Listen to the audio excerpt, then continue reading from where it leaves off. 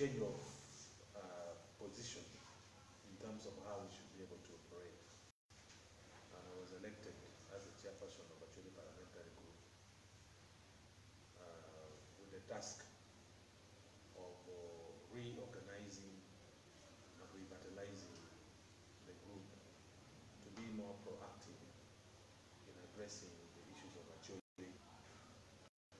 So today I'm addressing you on the aspect of issues that we consider, or I consider as the chairperson of Acholi Parliamentary as key in as far as our situation in Acholi is concerned. You are very much aware that it is not easy at this time to be a leader in Acholi because of the very many things that are happening. And we all know that just very recently we are having a very, very big problem. There is a lot of land conflict. There is a lot of issues to do with land grabbing. There is a lot to do with the people who are coming to graze their animals on the land. And coupled to that, which is also very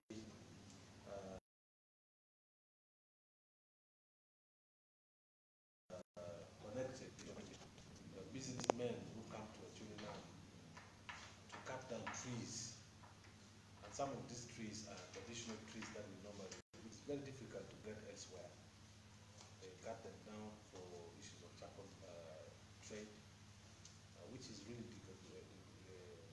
degrading our environment. So the issue of land in Acholi is very contentious at the moment. And I'm coming up at the point when we need to be able to find a solution of how to address the issues of land conflict, and also how to sort out issues of land ownership, land utilization, and also investment in land.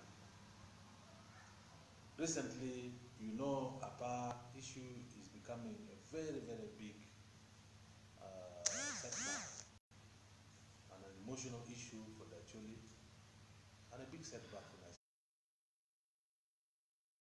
as far as, you know, the people of Acholi is concerned. And here I'm coming at that particular point, which means it's not to be easy. Together with my colleagues in the Acholi Parliamentary Group, we should be able to find a solution to the issue of land. But most importantly, even before talking about the issue that is at hand, the task that lies ahead of me and ahead of my executive is the issue of unity.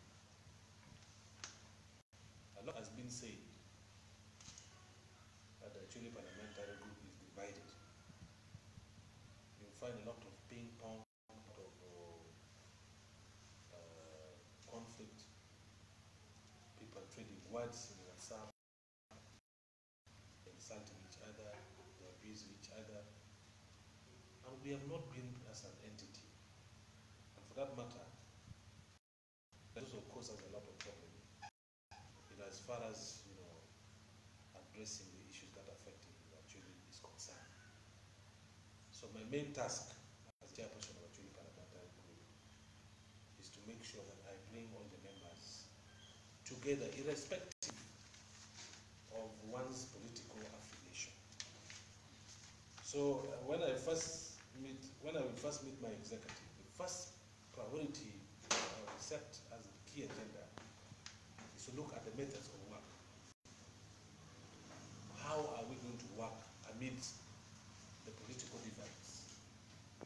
We know during the amendments of Article 102B of the Constitution in Uganda, there was a lot of tension in the country, a lot of tension in Acholi land, and a lot of tension even among the Acholi Parliamentary Group. And this tension is still persistent and is still up to now. So it is my honest opinion and my view that, you know, this tension has to be diffused, and members are supposed to thank the members actually parliamentary for electing me, because they must have seen that probably I could be of help to see how to unite them. I could be of help to see how we could identify an actually agenda for the parliamentarian, and then we should be able to address them. So I want to thank them so much. And I also want to thank people who have congratulated me, because a lot of people have sent for me messages of congratulations. And I also want to thank those who were working before, Professor and his team. They have done a great job. And recently I was talking to him. He was very, very clear saying, you know, Honorable Kenpipi Ijara, with your team, we are going to be able to support you to make sure the remaining 2 years, not even 2.5, maybe 2 years and some few months, 2 years and some 3 months, we should be able to support you and you succeed in this work that you are given you. So, the main thing is unity. First is unity. I talked about it, I said Musurubu Moja, which means we should be talking the same language. We should be able to identify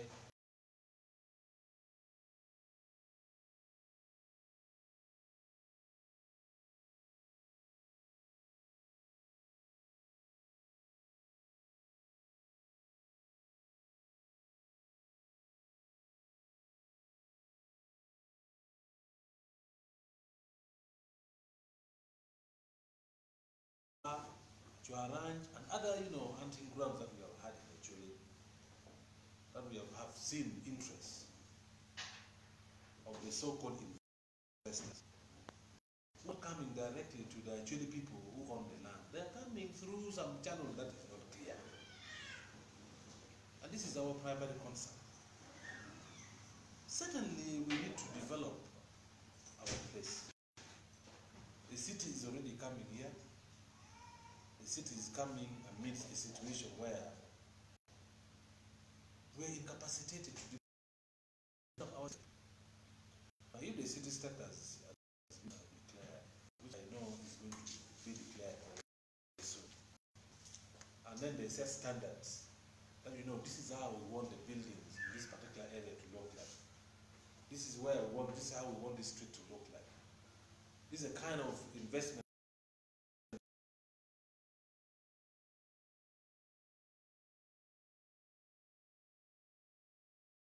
that we want to be put in this particular area.